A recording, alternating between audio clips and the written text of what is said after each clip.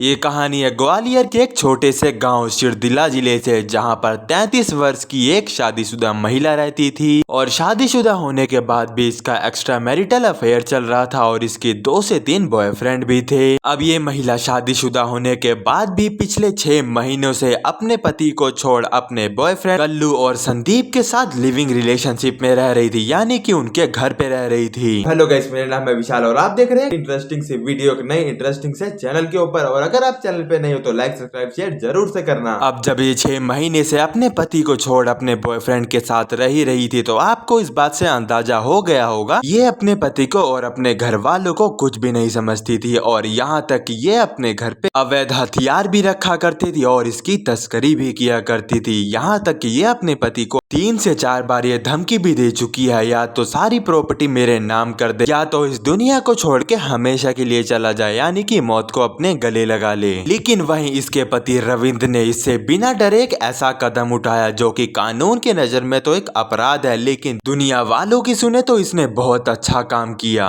ये पूरी स्टोरी बताऊंगा आपको डिटेल में, लेकिन उससे पहले अगर चैनल पे नए हो तो लाइक सब्सक्राइब शेयर जरूर से करना। अब उत्तर प्रदेश में रहने वाली नंदिनी नाम की 33 साल की लड़की को 2016 में पवन नाम के एक लड़के से प्यार होता है और ये प्यार इतना ज्यादा हो गया कि ये दोनों एक साथ जीने मरने की कस्में खाने लगे और कुछ दिन बाद इन्होंने शादी भी कर ली। लेकिन कहते हैं ना, लव मैरिज जैसी चीजें ज्यादा दिनों तक नहीं टिकती, इसीलिए 2017 में पवन को किसी ने गोली मार के मौत के घाट उतार दिया और फिर वहाँ के आसपास के लोग तुरंत पुलिस को फोन करते हैं और मौकाए वारदात पुलिस वहाँ पहुँच जाती है। उस बॉडी की पोस्टमार्टम होती है और काफी इन्वेस्टिगेशन करने के बाद पुलिस इस नतीजे पे पहुँचती है कि इस कत्ल को करने वाला और कोई नहीं बल्कि पवन की वाइफ यानी कि नंदिनी होती है। फिर पुलिस नंदिनी को अरेस्ट करके जेल में डाल देती है और वो कहते हैं कि कानून अंधा होता है और इसी वजह से नंदिनी 5 साल जेल काटने के बाद 2022 में बाइज्जत बरी हो जाती है। अब जेल से निकलने के बाद नंदिनी के जीवन में फिर से खुशहाली लौट आती है और उसके जीवन में एक और शख्स आता है जिसका नाम राम किशन होता है और परिवार की सहमति से इन दोनों की शादी करा दी जाती है और तकरीबन 1 साल बाद इनको एक बेटा पैदा होता है। अब वो एक कहावत तो आपने सुनी होगी कि कुत्ते की पूंछ चाहे जितनी मर्जी सीधी कर लो लेकिन वो टेढ़ी की टेढ़ी ही रहेगी। सेम यही हाल यहाँ पर नंदिनी का भी था।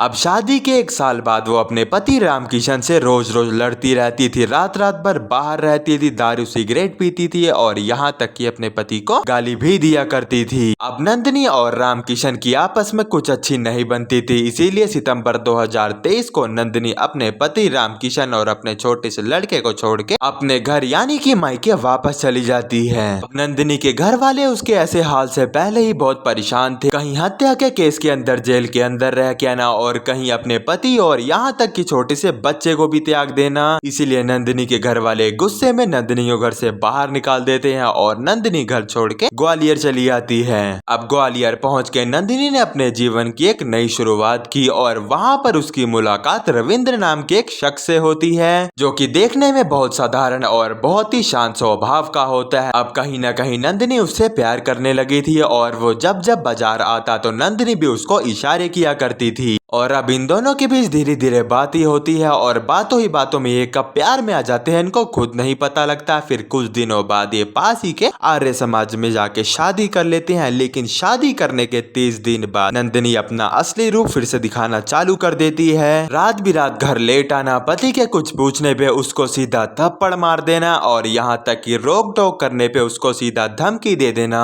और रविंद्र के मन में नंदिनी नाम का डर उस दिन बैठा जब नंदिनी ने अपने 2 प्रेमिका के साथ मिलकर रविंद्र को जान से मारने की कोशिश करी। अब नंदिनी यहाँ पूरी तरह से आजाद हो गई थी, जब चाहे जहाँ जाती थी, जितने चाहे उतने पैसे मांगती थी और रविंद्र भी बेचारा चुपचाप दे दिया करता था। लेकिन 18 दिसंबर 2024 को जब रविंद्र को ये सब ज्यादा लगने लगा तब उसने नंदिनी को पैसे देने से साफ साफ इनकार कर दिया। लेकिन नंदिनी यहाँ कहाँ रुकने वाली थी, उसने रविंद्र के ऊपर हरासमेंट का केस लगा के पुलिस कंप्लेन कर दिए और रविंद्र को 8 महीनों के लिए सलाखों के पीछे भेज दिया। और जब रविंद्र अपने 8 महीने की सजा काट के वापस आया तो नंदिनी फिर उसके घर पहुंची और ये कहने लगी, या तो तू सारी संपत्ति मेरे नाम कर दे, नहीं तो मैं फिर से झूठा केस लगा के तुझको जेल के अंदर भेज दूंगी। लेकिन अब रविंद्र किसी भी हालत में जेल वापस नहीं जाना चाहता था और वो अपनी पुरानी पुश्तैनी जमीन भी नहीं बेच सकता था। और नंदिनी के बार बार के दबाव और उसके डर के कारण रविंद्र ऐसा अपराध को जन्म देता है जो कि कानून के नजरों में तो बहुत गलत था, लेकिन दुनिया वालों की नजरों में उसने बहुत सही काम किया। अब 8 सितंबर 2025 को रविंद्र ने 12 बोर की एक पिस्तौल खरीदी और उसके मन में अपराध पैदा हो गया था, या तो फिर अब नंदिनी रहेगी या तो फिर मैं। अब 12 सितंबर 2025 को नंदिनी सुबह एसपी के ऑफिस जा रही थी रविंद्र की झूठी कंप्लेन करने। अब वो गांधीनगर स्टेडियम के पास पहुंची ही थी कि सामने से रविंद्र आया और उसके आगे विनती करने लगा कि मैं दोबारा जेल नहीं चाहता, कृपया करके मुझे माफ कर दो। लेकिन नंदिनी अपनी बात पे अटी रही। वो कहने लगी, या तो सारी संपत्ति मेरे नाम कर दो या फिर मैं तुम्हें दोबारा जेल भेज दूंगी। अब रविंद्र यहाँ पर अपना पारा खो बैठता है, जिसकी वजह से वो अपने साथ लाई पिस्तौल निकालता है और नंदिनी के ऊपर 4 राउंड तुरंत ही फायर कर देता है। अब एक गोली नंदिनी के सिर पे लगती है, वहीं 3 गोली उसके पेट में लगती है, जिसकी वजह से नंदिनी ऑन द स्पॉट ही चली जाती है। अब नंदिनी के ऊपर 4 राउंड फायर करने के बाद रविंद्र वहां से भागता नहीं बल्कि वहीं बैठ जाता है और तुरंत फेसबुक पे लाइव आता है और ये सारी घटना लाइव आके बताने लगता है कि कैसे नंदिनी उसको हरासमेंट के केस में एक बार जेल पहुंचा चुकी थी और शादीशुदा होने के बाद भी उसके एक्स्ट्रा मैरिटल अफेयर चल रहे थे, और जिसके साथ ही अफेयर चल रहे थे उसमें से एक का नाम अंकुश था और दूसरे का नाम कल्लू था, जिनके साथ यह लिविंग में भी रहती थी। और फेसबुक पे लाइव आने के तकरीबन 10 मिनट बाद वहां पर पुलिस भी आ पहुंचती है और वहां के स्थानीय लोग भी जमा हो जाते हैं। लेकिन वहां खड़ी पुलिस और स्थानीय लोगों में से किसी में भी इतनी हिम्मत नहीं थी कि वो रविंद्र को जाकर अरेस्ट कर ले, इसलिए सबसे पहले पुलिस उसके ऊपर पथराव करती है, जिसकी वजह से रविंद्र अपने आप ही गन को नीचे रख देता है और फिर पुलिस जाती है उसको अरेस्ट करके सीधा पुलिस स्टेशन ले जाती है और रविंद्र के ऊपर कड़ी से कड़ी कानूनन कार्रवाई होती है। और इस केस की वजह से समाज के लोग 2 हिस्सों में बट गए हैं। अब कुछ लोग का कहना यहाँ पर यह है कि रविंद्र ने जो किया वो बिल्कुल सही किया और कुछ लोग का कहना यह है कि रविंद्र को यह सब नहीं करना चाहिए था। और अब बात आती है आपके नजरिए की, आपके नजरिए में जो रविंद्र ने किया वो सही था या फिर गलत? कमेंट सेक्शन में एक बार जरूर से बताना।